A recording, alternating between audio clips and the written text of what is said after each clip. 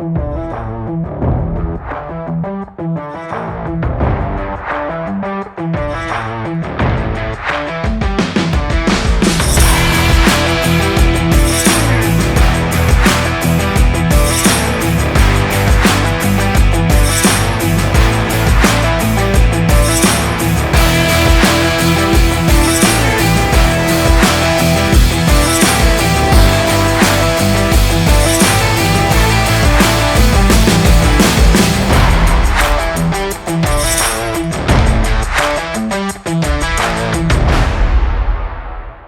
Finn. Welcome to the show. Thank you. What a pleasure. Thanks for visiting us here in our U.S. office. Oh, I'm thrilled to be here in the U.S. office. As you know, I tried to get over to your Danish office a few months ago. That kind of fell through, so here we are.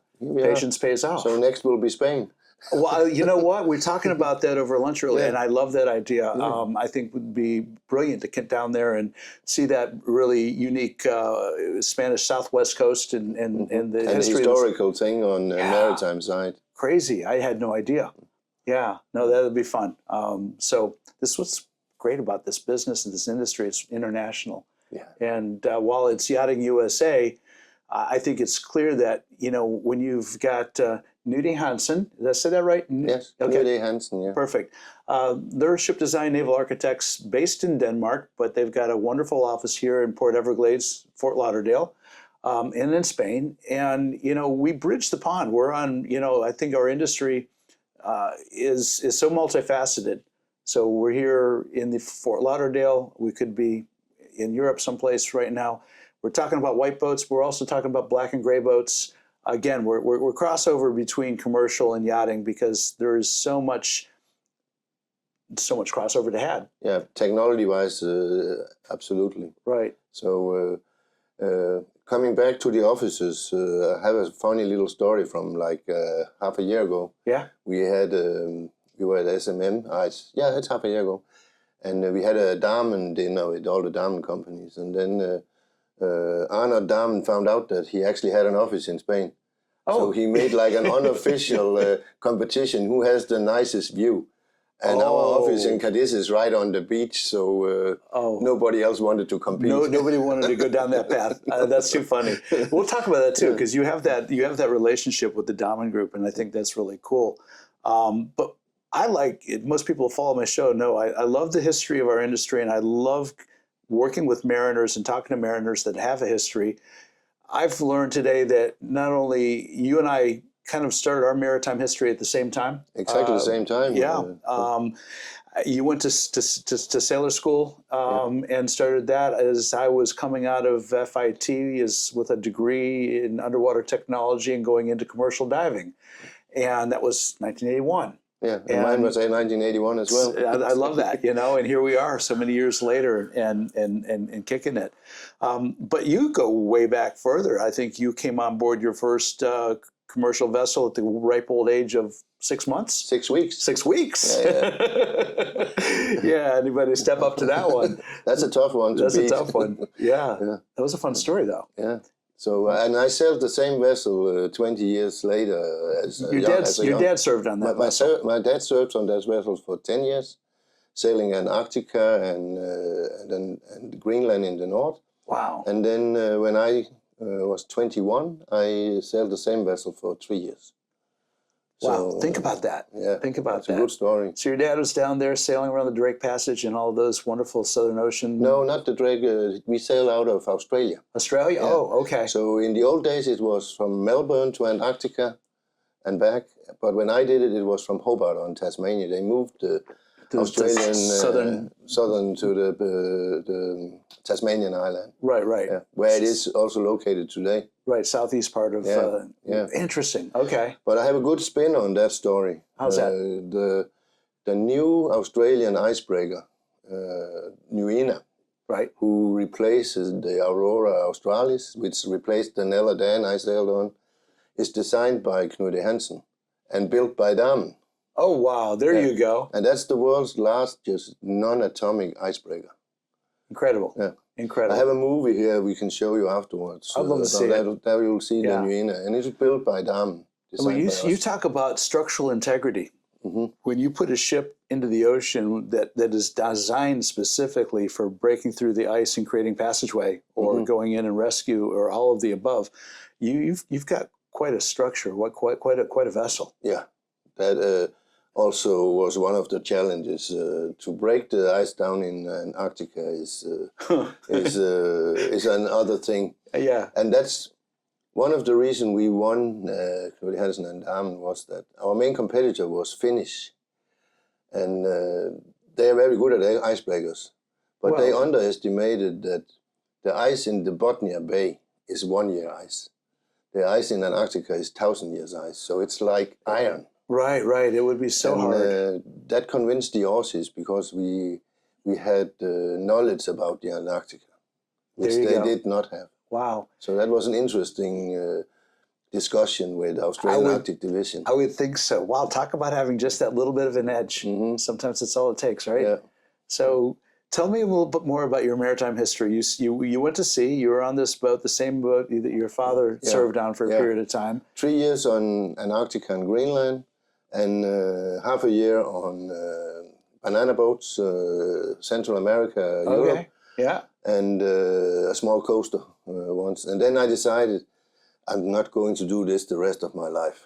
So I decided to go to study engineering, and I finished as a mechanical engineer in '89. Right. And came right back in the marine business, working then 9 years for an air conditioning company called Novenco. All right. They have also been quite active in yachting and cruise. Right. And I was stationed on shipyards around the world, in Spain, in Singapore, and in Italy for cruise and ferry business. Okay. And the world's largest pipe layer in Singapore. So you've seen the Pacific Ocean, the Mediterranean, the Atlantic Ocean. I have sailed all oceans except on a cruise I have actually sailed the Pacific, but for professional I have sailed the Atlantic, the Indian Ocean, the Southern Ocean, the Northern Ocean. Wow. Yeah. And then I created my own company that was in '98, doing automation and HVAC on cruise vessels, mainly. Right. Yep. And that company in 2002, we sold that to the owner of KNUD E Hansen and put the two companies together. And that's your relationship with KNUD E Hansen. That's my relationship with KNUD E Hansen. Interesting. Okay, and then you've risen from that position to the managing director. Yeah, after a couple of months, we changed the position there, and I became the managing director. Congratulations. And I've been that since 20 years or so, right? Nearly 23. Wow! Congratulations. That's a great run. Thank you. Yeah. Great run. So obviously, you like what you do. Yeah. You know, this is the problem with working in the marine industry. It becomes your hobby. I think you know that yourself. Oh, too well. Too well. Yeah. You know, and I tell people too, it's there's a lot of work, and don't kid yourself. Anything that's successful requires a lot of work, but you have these relationships. We talked about the relationships that we enjoy, and your associate Lynn was really helpful in getting the two of us together. When I wanted to interview Rose Damen, you were willing to step in and help make that introduction, and it's relationships. Exactly. And that's where I think it was interesting, because I knew that we were going to eventually speak, and then I had this opportunity to interview Rose, and I had no idea what that was going to look like. I had never met her. And of course, she's very influential and involved in the yachting industry from what not only Damen is doing with their support vessels that they're building. In her words, for about 74% of their clients is American. Yeah, now. Yeah, that's real. But also the AML's yachts, of which I had worked on and supplied in my previous careers. And so, this relationship thing, these experiences coming together, and so here we are having this conversation in Fort Lauderdale today. So thank you. Thank you. Yeah. For your time. Yeah, for sure. And because we're in the yachting industry, I think it'd be nice to make a quick explanation of how KNUD E Hansen and Damen have kind of come together and what that relationship looks like. Yeah, that was a very from our side, and I think the same for Damen, it was a very happy marriage. Yeah. What happened was that in 2012, Hansen and Damen had made a frame agreement on how to cooperate. Okay. And then our owner at that time got into financial trouble because he only had one bank that collapsed. Ouch. And then to finance it, he could not. He was a very wealthy man, had a lot of real estate, but he could not sell it because of the financial crisis, basically. And what I did then, I called up my contact in Damen and said, "This frame agreement, do you think this could be an acquisition?" And then said, "Yeah, why not come down and have a talk?" And then the process started, and wow, and it actually went quite fast. Wow! So that was how it happened. Good job, Finn. Really. So I have a question. I was thinking about this because I have a pretty strong history working with the Fedship organization, De Vries Van Lent. I've been involved in a number of those builds and know a lot of people in that organization. And one of the aspects or elements that I think have made that shipyard group so successful is they also have their own DeVoot naval architects involved. Mm-hmm. And so you've got that whole program which backstops the builds that these Dutch shipyards are doing. To a certain extent, I kind of see your organization in that same kind of role, working with Damen, working with Amos in a way? Not so much, actually. The rule has always been that we are not allowed to have more than 20% of our turnover within Damen. Okay. So we have to find our own work. All right. And it has never been more than, I'm quite sure it's 14% or 13% of our turnover. So that forces diversity. Yeah. And diversification. Yeah, we have to go out. And we have actually worked with Fedship as well. Okay. As a engineering subcontractor. Well, that's good. They should. Yeah. Right. And but within Damen, there has been like the Nuena, the icebreaker for Australia, has been, of course, a success. And the FOGO ferries for Canada, we also did the complete up to class approval drawings on these for Damen. So there are projects running on, but being a part of Damen does not allow us to not be active in the market. Right. So there's a pressure. You have to find your own clients. Okay. That's smart. Yeah, that's right. Yeah, sometimes it's a little bit hard in hard times that there is not a job for you here. You have to go out and find it yourself. Well, hard times make for some good, hardworking people too. That's true. And that's where success comes from. So I can't help but notice. You can't see it from the camera, but if you look out the window here, we're within a stone's throw away from some cruise ships moored in the port right here. Oh yeah. And you and I were talking about that part of your business. You walk down the hallways of the office here and you see historic line drawings of some really cool older cruise ships. One of the very first Carnival ship. The very first Carnival ship built in Denmark at Aalborg Shipyard. Wow. The Holiday and the Paradise, sister ships. Yeah. And they have just been scrapped during the Corona, so they have been workhorses for When like I noticed decades. The dates on those drawings, 1979, 1980, so that takes us back, right? It takes us back. About the time you and I started our maritime career. There you go. True. So that's a roller coaster ride. I mean, the cruise ship industry has been all over the place, and you guys navigated what happened about 5 years ago when the COVID virus came in and everything got shut down. Yeah. What do you do as managing director of a company like this, and the cruise industry is your primary? No, it was not. Historically, the cruise and passenger ship was primarily our main business and the bread and butter, especially in the 80s, 70s and 80s. Under Bertelsen and Tage Vanborg, the designer, you saw the name of him for the cluster ships and the carnival ships. So what happened during COVID for us was, especially for this US office, was brutal. I would think because we made the classic mistake here to have all our eggs in the cruise business because it was going very well. Mm-hmm. But there, we as KNUD E Hansen has to be very thankful to Damen, because we we got an order not to fire engineers unless we wanted to get rid of them. Okay. Because you will never earn the money back if the people are gone. Right. So we got really a hand under our company by the Damen Group, and we are, as employees and as a company, very grateful for that help. Nice, Yeah. nice. Yeah. So what did you backfill your work with? You had to find other, I'm sure, resources for your efforts in your design work. Yes, you can.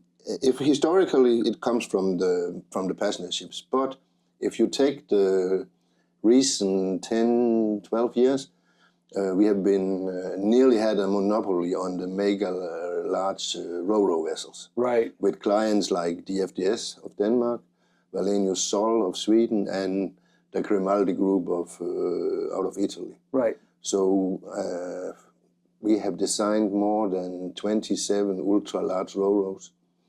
Then recently also a good market for us has been the live fish carrier, fish farming in the North Atlantic. Has been some good clients there up in Faroe Island especially. Navy ships right now is a boom. Okay. And then offshore wind. We have designed the world's largest jack-up vessel for installation of wind mills at sea. Oh, wow. For the Dutch company Van Oort. Right, right. And anybody flying into, across the North Sea into Northern Europe, you just look out the window and you see the wind farms out there. They're prolific now. They're big now, yeah. Yeah. And that industry is still growing in North Europe. So that has been an interesting market for us. So from a yacht or a ship design, I keep deferring to yachts because that's my world mostly, but in ship design, is this driving new innovations as well? Are you seeing innovations in ship design that weren't here 20 years ago? Yeah. Right now, you can say the big question for a ship owner, which fuel should you choose? Yeah, that's a very hard decision because you have to live with it for 20 years plus. Right, right.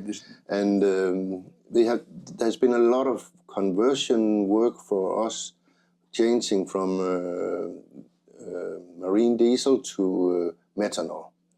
And the reason it has been methanol is that is more or less doable.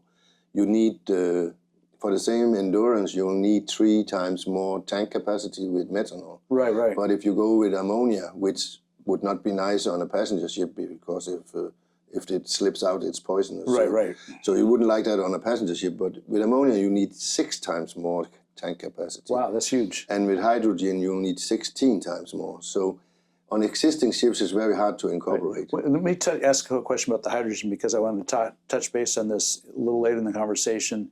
When you talk about 16 times the volume, and I know the volume has always been the issue, is this at 1 atmosphere, or are you talking about high pressure cryogenic, running at 200 plus bar storage pressure? I actually don't know that detail on the hydrogen. We had one hydrogen project where we did a study for the Danish ship owner DFDS for the ferry between Denmark and Norway, Copenhagen, Oslo. Right.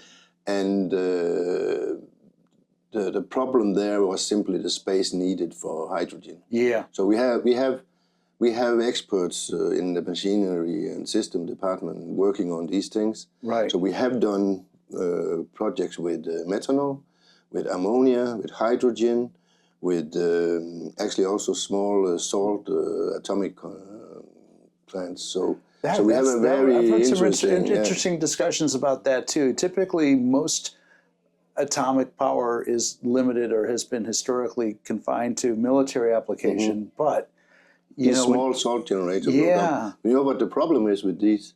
What's that? The opposite of all other technologies. When you start working with a new technology, normally you scale, you make your first test. There's too much energy in these, so you're not going to scale up. You have to scale down. You scale down, and that's nearly impossible yet. Wow. So it'll be, I cannot say if it will be 3 years or 10 years before this comes on commercial ships, but it will come. It's coming. It's coming. Salt generators, Right. they'll come. What about LNG, liquid natural gas? That a lot of projects on this, and that has been a success story. It's also a good technology. We have clients who says that LNG is the best choice. It's available. It's not completely green burning, but it's a very good step. Right, right. It's available, and you can say the infrastructure to get LNG is available nearly all over the world. Well, and that's another problem. If you look at the vessel here behind us, it's just a cool looking vessel. It's a research vessel for Denmark to serve the Arctic. Right. And when we started the discussion, no, it has to be green, it has to be methanol and everything, until we said, hey, stop. How will you get methanol in Greenland? Right. Yeah, you got to think about your resources. You cannot get it. So people have a big wish to be green and do, but sometimes it's simply not possible. Right. You got to couch some realities and figure out what that looks like. Yeah, exactly. Yeah, and I think that's going back to the hydrogen argument and conversation. And until the technology exists to take seawater and extract hydrogen from molecules from the seawater, and that's always the big, great dream, to create your own energy out of. That's a long way down. That's a long way, but things are moving. Right. We have also some interesting projects right now related to capture of CO2. We have clients who are waiting for the first projects to open up in the North Sea to capture CO2 and cool it down and liquefy it and then pump it down in the old oil fields. Oh, really? So that you are capturing it there. Interesting. And this is coming big time. Wow. The first projects are released in Denmark and Norway now.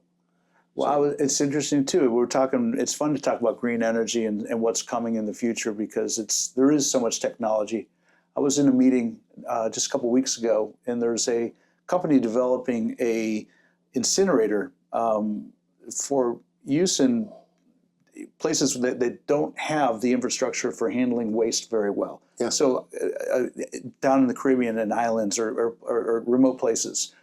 And one of the things that this incinerator is able to do apparently is efficiently, incinerate the wastes, but the carbon that's created, it captures the carbon and it turns it into an aggregate that can be then turned into building materials. Yeah. So, you talk about a win-win-win. Yeah. But going back to green energy on board vessels, whether it's yachts or ships, there's a lot of conversations now about ports of call that are going to be requiring vessels, any ship or yacht come in under a zero-emission propulsion system. Yeah. And I think the only thing that's readily available right now is an electric system that drives the shafts that can be powered maybe conventionally as a diesel electric or LNG electric type of drive, but then when you come to port, it's got to go onto batteries and have this. So do you see that as something in your design? Absolutely. Okay. One of our last clients, Grimaldi, they have actually patented the word zero emission in port. Oh, really? And on the ultra large ro-ros, I will show you afterwards. We build in a 5 megawatt battery package, so that when they are not starting any auxiliaries or main engine, they simply sail into the harbor on batteries. There you go. Unload and load the vessel and sail out on batteries again. Yeah, once you clear a certain benchmark, you're able to go on more conventional power drive. It is a ship owner that has put a lot of effort into making new innovative solutions. So he built, Mr. Grimaldi built 12 vessels with this, no 12, he actually built 15, 12 for Grimaldi line and 3 for his Finnish subsidiary Finn Lines to that design. Got it. Which was designed by us. So there are owners out there who put a lot of effort into innovation, and that goes also for other clients like Wallenius and the FDS, of course. Makes sense. So, yeah. Makes sense. So there is a focus on all this, and you can also see in the press the shipping industry is actually treated a little bit unfair. How so? Because to transport a ton of cargo on a ship pollutes far less than putting it on a truck or a train or air. Right. Oh, so, yeah. Of course, that does not have to be a sleeping pill for us, but there is used a lot of energy to be still be the best, and we are most efficient. By far the most energy efficient transport is shipping. Yeah, it makes sense. Yeah. It makes sense. And you talk about shipping accessibility when you're able to have free access to ports. You know, it's just really a time factor. You know, how much time it takes to get from point A to point B. It factors into the shipping decisions. But no, you're right. Also, loading, unloading facilities. Right. Shipping is by far the most efficient way of transporting goods. That's caused some recent controversy. There's been there was a very short-term port strike last year because of some of the new technologies coming out, and it's replacing jobs, or has the threat of replacing jobs because the computers and the AI and everything. You know, the container ship can just essentially pull in, and the stevedores gets it tied up to the dock, and you push a couple buttons, and the cranes automatically come in and load and unload, and yeah. So this is going to be a turning point too, as to, you know, what happens to the longshoremen, the people that are working. Oh, yeah. It's a bit like repeating the Industrial Revolution. Yeah, to some extent. Well, go back in maritime history, and it wasn't until it was after the Second World War. Remember all those Liberty ships? Oh, yeah. They were loaded with cargo nets and cranes, and then all of a sudden someone came up with a brilliant idea of making a container. Yeah. You know, a standardized shaped container, and you can load those containers at your leisure, you know, at wherever the origination is, and then they all show up at the port, and they get stacked. And now they probably have a microchip today, so you always know where it is and all this. Absolutely. Well, the jobs that were lost in that transition, you know, it's probably at least a 50-to-1 ratio. Yeah. You know, and so, you know, technology moves along, but it's interesting to watch it, because we were just watching it here, and our governor actually stepped in and ended that strike, and you know, they're going to reconvene the conversations and negotiations here in a few months. But so the story's not finished. No. But it is a evolution in the shipping industry right now. Absolutely. Yeah. Something I wanted to talk about too. And I talk about this in a lot of my conversations. When you and I started a maritime career in the early 80s, there were, in North America, United States and Canada, 45 plus shipyards building, and I'm not talking about commercial black boats and gray boats, I'm just talking about the white boats now.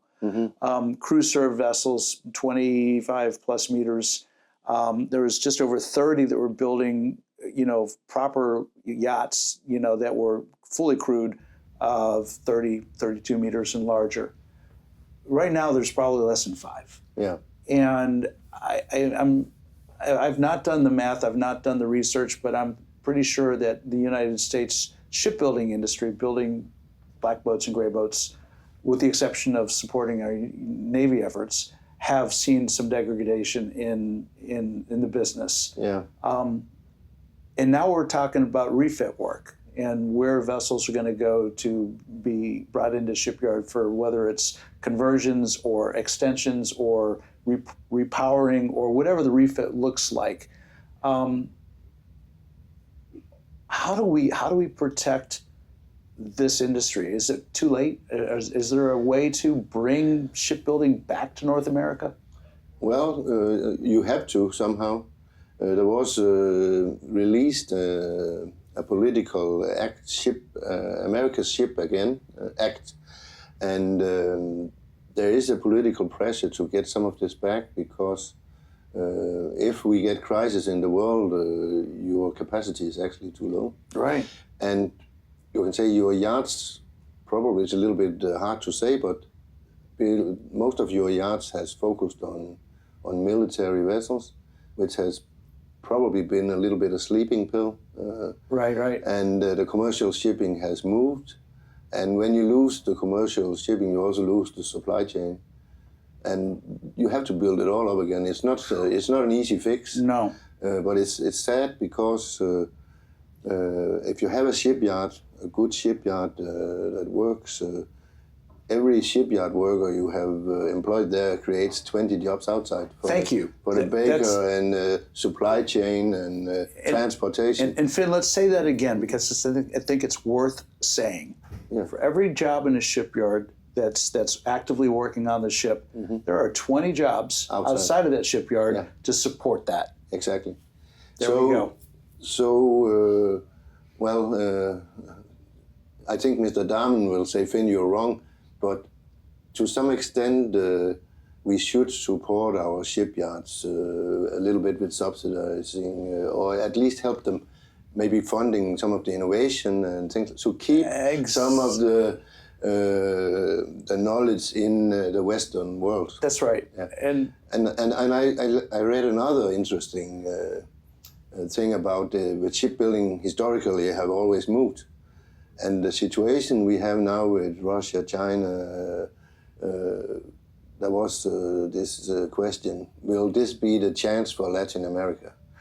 And as we discussed a little bit, when we started in China, we had a big language barrier. Right. Which would be much easier to solve with Latin America. Of course. Of course, they have to get rid of the corruption, but the Chinese had the same issue at that time. China, I don't see the corruption today, basically. I've never seen a brown envelope or been asked for anything. They have cleaned it up, and if Latin America should be successful and get some of these jobs back to us, then they have to clean that problem. Well, when you mentioned it earlier, and it's worthy of consideration, you've got the Panama Canal. Looks like the United States is going to step in and take control of the Panama Canal again. And I think that's good for the Western Hemisphere because it protects the shipping lanes and, it's looking after our interests. But on both ends of the canal, you have basically all the shipping of the world essentially passes through. And those ships need maintenance, those ships need repair, those ships need crew, those ships need. Yeah. And so there's probably a great opportunity to set up infrastructure around that to support that. And of course you have Colombia just to the south of that, and you've got Mexico directly to the north, and of course all that leads into the U.S. waters, whether it's going up into the Sea of Cortez and the California coast, or whether you're coming to the Gulf of Mexico and in the Gulf Coast areas where we've got a lot of shipyards and a lot of infrastructure that exists. And there is in Florida, Alabama, Mississippi, Louisiana, there is a pretty strong supply chain. It could be built up. I think we could do better, but it exists. It exists, but I think also it has been successful because of the oil and gas south of Texas, that industry. Yeah. As a young engineer, I had an interesting project in Alabama. Le Tourneau Shipyard. Okay. They were building a rig called Tarzan, and the second one was called Gorilla, but you cannot get the name of the project manager on the yacht. His name was Jungle. So it was Tarzan, Gorilla, and Jungle. Wow, you can't make that up, can you? Oh, that's fun. And it was true. Right. Well, when I was a young man working in Louisiana, I saw some amazing steelworks, and we were actually erecting some amazing structures offshore. And that industry fuels so much. I think I'm thrilled to see infrastructure being renewed and investments being renewed into these places, because from that is also going to stem new wealth, and from that new wealth will come new clients for the yachting industry. The other part of the equation that doesn't get talked about a lot is innovations in technology. It's for instance the gentleman that has this hybrid hydrogen yacht being built at Van Lent. I won't mention his name, but everybody uses his computers. It's an American. The name of the yacht's Breakthrough. And you're not going to get a boat like that built with brand new technology that's expensive without a collaborative effort. And as I understand it, the owner, the shipyard, and the supplier of the hydrogen technology all collaborated somewhat equally to make this possible. And so I think that's part of the conversation. You mentioned subsidy, and I think there's as much as I'm a capitalist, and most people that know me know that I'm pretty strongly leaning that way. There is a time and place for subsidies and support from governmental agencies to make things viable or make things safer or better. We just have to make sure it's subsidized so it does not become a sleeping pill. People get complacency. But it could be to help the industry to make new solutions and be ahead. And that will create jobs, and the governments will get the money back from tax if we build our ships in our own countries. Right. No, it's a win-win. Yeah, it's a win-win for sure. And we create jobs, and also we get knowledge of the new technologies and how to use them in the marine business. No, I like that. So yeah. Yeah. So this is this is really interesting because we really have touched now on technologies on yacht and ship construction working around the world, not just in Europe or just not in the United States, and what the future looks like. What's the future look like for KNUD E Hansen? What do you see happening in the next 5 or 10 years? As I said, we have been very successful on the ultra-large ro-ros, offshore wind, and fish farming. I see right now we actually have quite a few projects on smaller cruise vessels. Okay. Expedition cruise. It looks like some people want to look into sailing in a little bit more luxury with 200-300 people on board. Yes. So there is a market there. We have 3 projects for that market right now. And 1 new yacht also is under. So the leisure boat business could be something that comes up for us. And then there's the offshore wind, where now the ultra-large one for Van Oort, the Boreas, is floating and has been delivered from the yard. Right. When that one starts operating, it should give a spin-off to us. Interesting. I think. Well, you just touched on something too. I'm sure you've noticed the Ritz-Carlton Yacht Collection. They're prestigious. It's a small cruise ship, but it's giving a more bespoke luxury experience to more or less higher net worth individuals who want a yacht-ish experience without spending 6 figures for a week-long charter. Yeah. And of course that's creating a lot of conversation in our industry, with is this a disruptor in the charter industry, or is it a influence into the charter yacht industry? I think it's an add-on. It is an add-on. I would agree with you on that. I disagree with those who think it's a disruption. I think it's going to feed more clients to the cruise. Charter yacht. A different cruise experience. Right. I love the big cruise ships. Some people hate them, but my wife and I, we have been on several cruises, and like a week on board is perfect, and that's enough. But it's a very good experience. But if you want to go to some, you can say, special places in the world where the big ones cannot go in, Svalbard, Greenland, Antarctica, Amazon, the small ones can give you an experience that you cannot get in a different way. Right. Well, I've only been on a couple cruises. I did a couple of Disney cruises with my family. I'm not big on hanging out with 4,000 of my newest best friends, but I had the most remarkable cruise experience with the Windstar organization cruising out of Costa Rica a few years ago. 5-masted sailing ship with I think it carried 160, 180 passengers. spectacular. That was an experience. I can imagine these more bespoke vessels that are being created now, marrying that kind of an experience where you have fewer passengers, more of a high level, engagement with the cruise. It's closer to, the luxury is closer to the yachting than to the standard cruise. So yeah, it's an add-on. That's in my opinion clear. Gotcha.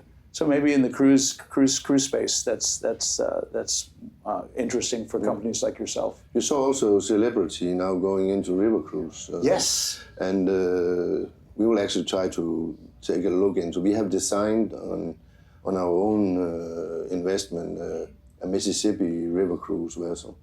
So because some of these vessels that are there today are very old and also with a little bit old-fashioned technology. Right. So there should be a chance for getting in with something that is modern and different. It's interesting you mention that, because right before I left my previous company of nautical structures, our company is working with Edison's West, and they were involved. They built the first Viking river cruise in America for the Mississippi River under the Jones Act. It has to be the Jones Act. That's the Jones Act, right. And I remember we got involved. We built the biggest hydraulic self-deploying gangway ever for that build, because it was going to so many new places. You didn't have stevedore everywhere. You had to be able to get the gangway out and get passengers on and off on the river, because there is no infrastructure in a lot of the river stops. And so that was a fascinating project on so many levels, because we were working with a really cool shipyard and Schwest organization out of Louisiana. Their vision was spectacular, and the work they did was very, very good.